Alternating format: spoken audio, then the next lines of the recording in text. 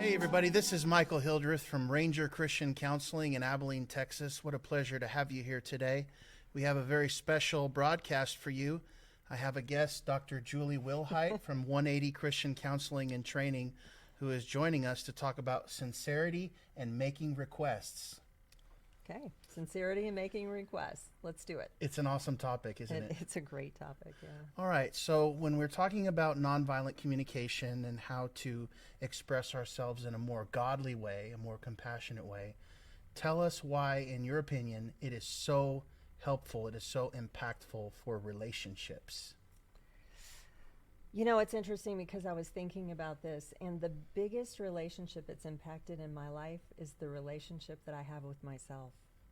And I think one of the cornerstones of nonviolent communication, of NVC, is self-empathy first, and getting in touch with what's actually going on inside of me so that I can respond to that first before I react or respond to any external stimulus. And, you know, that's actually the opposite of codependency, right? Codependency is responding to external stimulus first and then what's going on inside, right? Absolutely. So I think that's probably the biggest impact if you want to talk about a relationship. It's been with myself. And when I was thinking about this, I thought that's kind of interesting, you know, to camp out on that. But if I can get in touch with myself first and really have some self-empathy for myself when things happen, I've realized that it opens up a big capacity for me to care for others and to have that empathy for them. Yes. And too many times I think people just go through life and they're not in touch with what's actually going on in a situation. You know what I mean? Maybe after the fact. But to have the ability to be in that situation, feel the hair on the back of your neck go up, and then be able to respond. So we might want to say why I have giraffe ears on, you think? Oh, yeah. we probably want to tell our viewers out there why you're wearing those Why ears. I'm wearing giraffe ears today. I'm trying to be a good giraffe. No, this is just one of the things that we use when we're teaching MBC to remind ourselves to be giraffes and to hear messages in MBC rather than in other ways. So. And then there's giraffe ears in, giraffe ears There's out, as opposed to positions, jackal ears. Yes, and jackal ears, of course, here's my jackal right here. We'll say hi.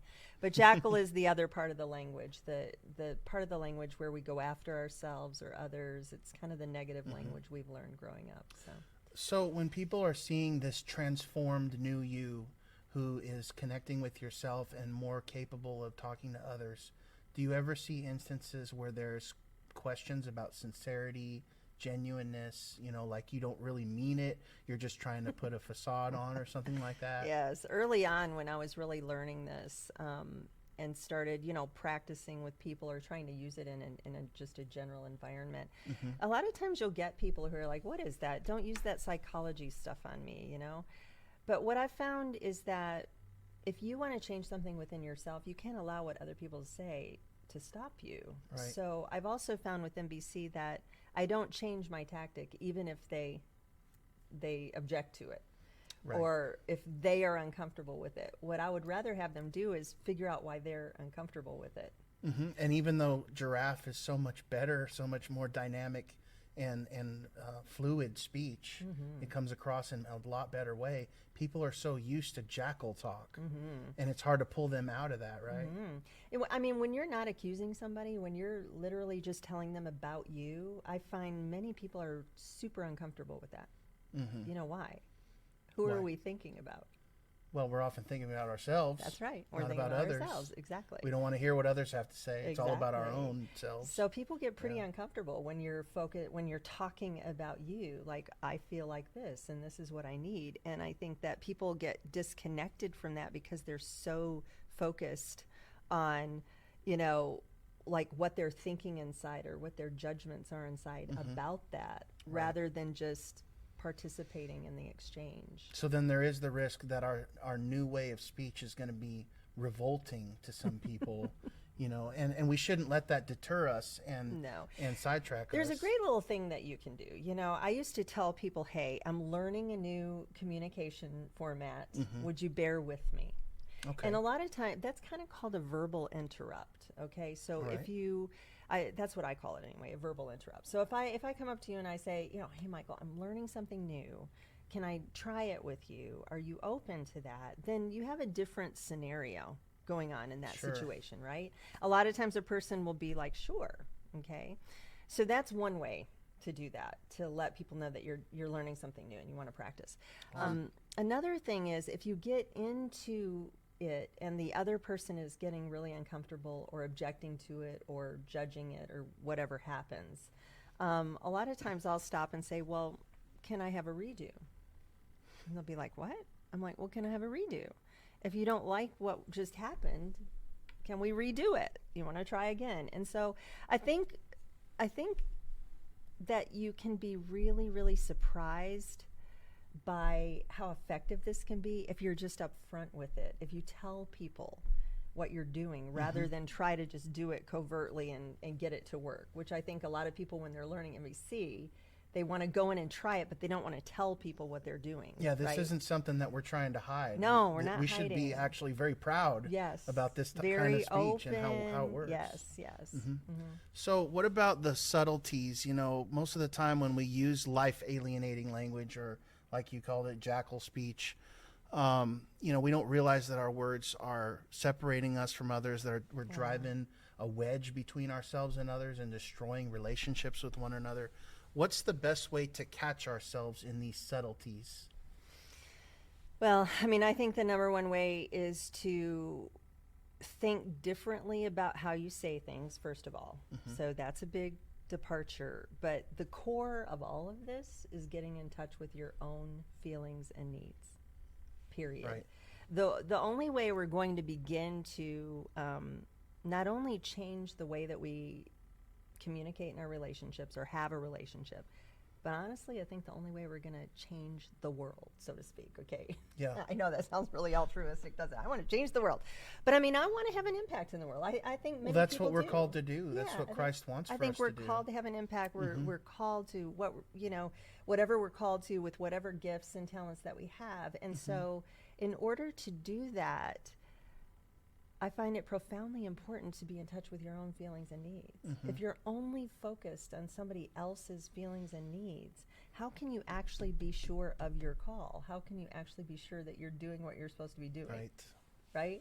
So it has to come from you. You know, in my practice, I have an exercise that I give a lot of my clients that come in new to this. And I have them leave for a week and set a timer on their phone 4 times a day. And when it goes off, they have to sit down and say, how do I feel and what do I need? And they use the universal, Basic needs. And feelings list that we give them. We don't send you out in the dark because a lot of people, when you ask them how they feel, they can't give you a feeling. They usually give you a thought. And for a lot of people, it's very scary, because it's something that they've never tried before. It's a whole new way of thinking. Oh yeah, I have a client in my office right now. He's a business owner. He owns a big company. He's a CEO. And he came in my office and looked at me. He goes, I'm not really sure how to get to my feelings. And I'm like, you're in the right place. We can get there. But once somebody goes through an assignment of like, how do I feel and what do I need? 4 times a day for like 7 days. Okay. You got a sampling of like 28 if they do it, There's a pattern that emerges, number one. And on top of that, it starts getting you focused on how, wow, we are driven minute by minute by a feeling and a need. Right. That's it. A thought, a feeling, and a need. That's really what we're driven by minute. Right. And so all we're doing minute by minute is trying to get a need met. And our judgments are interrupting that process. Absolutely. And distracting us. The judgments distract us and send us external when the Lord said it's an internal job. It's what's going on inside of us.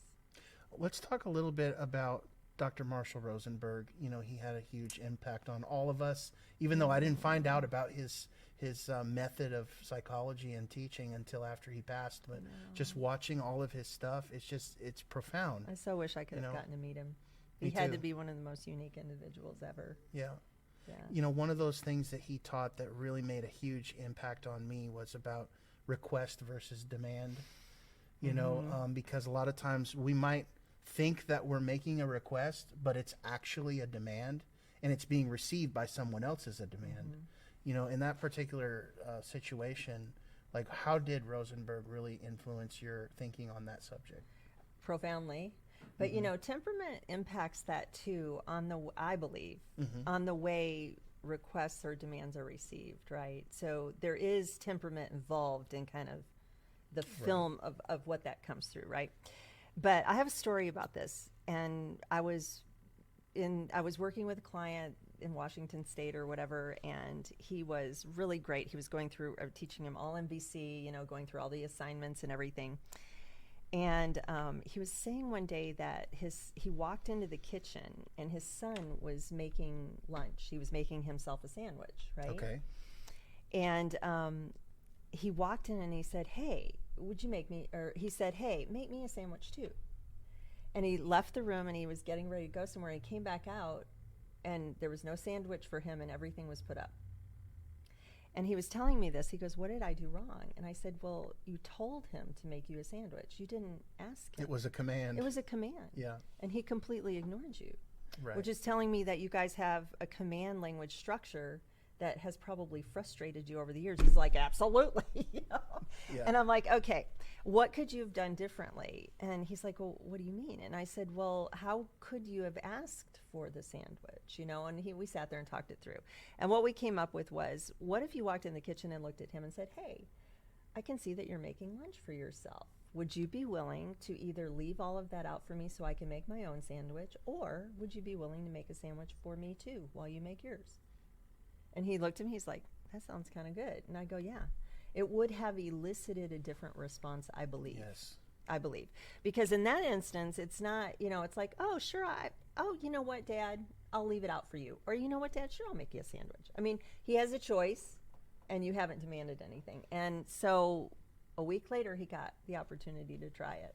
And it worked like a charm. He texted me, he's like, "Oh my gosh, that worked." I'm like, "Yeah, it works." I think probably 90 to 99% of the people out there actually don't even consider what kind of feelings are being created in others by the way that we ask them something, or by the way we say anything to them, because there is a feeling, there's something alive in us. And that's something that Marshall always talked about before, what is alive in you. And it's just, why are we so disconnected from that? I mean, I'm asking it kind of. Well, the premise also is of natural giving, that we have an internal soul that has a natural giving in it. Marshall believed that. So Marshall did believe that everybody had goodness in them, and that there was a natural giving part of that, right? That would want to give. But we, look at our society. We're in an authoritarian society, a power over society, Right. that says, "I'm going to tell you what to do, and if you don't do it, there's going to be consequences, and if you do it, there's going to be a reward." And Marshall did not believe in reward and punishment. He did not believe in that system of getting somebody to do something. Yet we know that if we have God consciousness, if we have Christ in us, we have freedom. We have freedom. That's the blessing of being in Christ. We're not slaves anymore. We're not under bondage. We're free. We have liberty. No, but today I see so many parents who are super frustrated today, right? I mean, today's different. We're in different times today. We have different issues coming up, social and personal. And parents are super frustrated with their kids, and they're trying to do the only thing they know to do, which is, you have to do what I say, okay? And if you don't, I'm taking the door off your room, the mattress out, I'm stripping you of everything that you are. And it's like, that doesn't work. We can't make somebody do something by stripping everything from them of who they are. It's much better to work with somebody. So I think the most profound thing for me in NVC wasn't necessarily the demand request culture. It was more being driven by a need and realizing that the breakdown comes not in the needs that we have, but in the strategies to meet them. Strategies, right. That's the biggest thing. I mean, for me, is that strategy to meet needs is where conflict comes from. It doesn't come from any other place. And just to be clear for all of our viewers out there, we're not saying don't discipline your kids. No, we're not. No. Obviously there is a place for discipline in love, not out of anger or frustration, but from a place of love.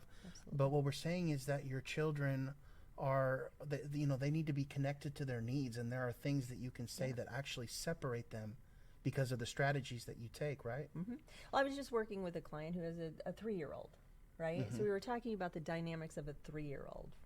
And, you know, in a 3-year-old, there's a little bit, there's discipline that has to happen because you have a 3-year-old that does not have a brain that's going to process, you know, cognitive information so well, okay? Right. But that 3-year-old has feelings and actually could connect to needs, you know, given the right tools to do that. So I have some, you know, we have cards, we have tools for children in NBC.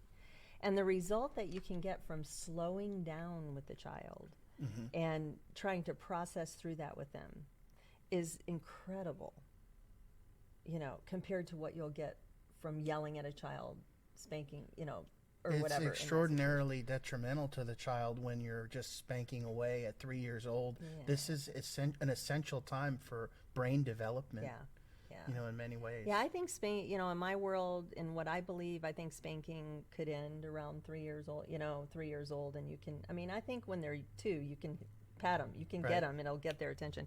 But I think once they hit 3 or 4, you need to really start talking to them a little bit and preparing them for where they're going. I mean, at 3 or 4 years old, they're getting ready, you know, to go into kindergarten at that point. They're going to be socially active, and most likely they already are at church. So helping those children understand that they're in a room of children that all have the same needs. It helps them realize a connectiveness and a community at that early age. Sure. That's super important. You know, we've been talking about children, but I want to expand that and say just with all people, when there's some kind of a behavioral issue, there's some kind of a conflict, a problem, and you're asking that there would be immediate change that takes place, and you're asking it in a nonviolent way, you know, expressing OFNR, you know, using empathic receiving, all of that. What do we do when the answer is still no, I'm not going to change? My first answer to that would be celebrate the no. Okay. And realize that the no is being driven by most likely an internal need within that person, and they're trying to get a need met. And so it's better to celebrate the no and realize that behind that no is most likely an unmet need. Okay. And so to me, when I hear a no, the first thing I think of is, okay, there's gonna be a new strategy. That's kind of the first thing I tell myself. Right. What I wanted, what I was expecting, my strategy just got kicked out because I got a no. Now it's time to explore where the no is coming from. And you know, no's can be very surprising. So most people will take a no as a negative, or, you know, I don't want to be with you or whatever. But when you dig down under a no, I mean, it could be as easy, this is going to sound funny, it could be as easy as an ingrown toenail. Like, no, I don't want to go because I have an ingrown toenail. I mean, you don't know if you don't know, if you don't explore the no. Right. So to me, when somebody says no, it's the very beginning of, you know, beautiful discovery. I know that one of our favorite trainers, you and I, Yoram, our favorite trainer, has a saying about that, and I can't remember what it is, but to him, no is just the beginning of you know, discovering the beauty in somebody, or what was behind the no. It's so diametrically opposite than what a lot of people out there are thinking. I mean, what most of us are thinking when we hear no, it creates this bitterness, What do you this mean, sour. no? I mean, I'd have to get my jackal ears for that. What do you mean no? You know, Yeah. no? Why not? You don't want to go? What, you don't want to go to my parents with me? I don't understand why not, or whatever. I mean, it usually gets into that, you know. But there's so many things that I've found behind the no over the years that it fascinates me, actually. So I do say celebrate the no. That's one of my favorite things, is when somebody tells you no, celebrate it. Be like, okay, they told me no. There's more there. So now let's go uncover the more there. You know, the problem today, too, is taking time. We are in a society, I call it the microwave society, right? Or like, if you know how it is, I get these teens in my office, if they post something on Instagram or whatever and they don't get a like in 2 seconds, they're like freaking out. And I'm like, you know, it's like 4 o'clock in the afternoon. People are driving home. I mean, I don't know, you know. Yes. But we have a society that has been built on this really, you know, immediate gratification, everything there. And so I think one of the biggest challenges I have in teaching communication is getting people to slow down. to slow down. Like if you feel something in your body, it's an indicator to you. Don't just let your mouth run, you know. Right. Slow down, see what's going on. And that's why I love the self-empathy first, you know. I've trained myself to slow down. What's going on inside of me? Take a breath. We're increasing our awareness of both what's going on inside of us and also in our environment. And other people get very frustrated with that, by the way. Like if I were talking to you and we were having this conversation and you wanted to slow down, take a breath, and see what's going on, I'd be sitting, you know, a lot of I might be sitting here going, you know, Michael, tell me what's going on, you know. Or inside I might be thinking, oh, he doesn't like me, or he just stopped talking, or, you know, all these things that can go on. And I just tell people, look, we need to slow down. It's okay. If somebody stops talking, maybe they're thinking. Wouldn't that be a wonderful thing? Maybe they're thinking about what they're going to say. Right. Instead of just reacting. Yeah. Well, we're going to wrap it up there. Thank you so much for being here for this short lesson. Thanks for having me. And we can catch your content where? My content isn't up yet necessarily. It's coming soon, though, Coming right? soon. We have drjulie.com. So it's going to be drjulie.com. And you can always access it through 180cct.com. Okay. 180cct.com is my website right now for 180 Christian Counseling and Training. All right. And so, yeah, so they can find me there. Okay, so thanks for watching and have a blessed day.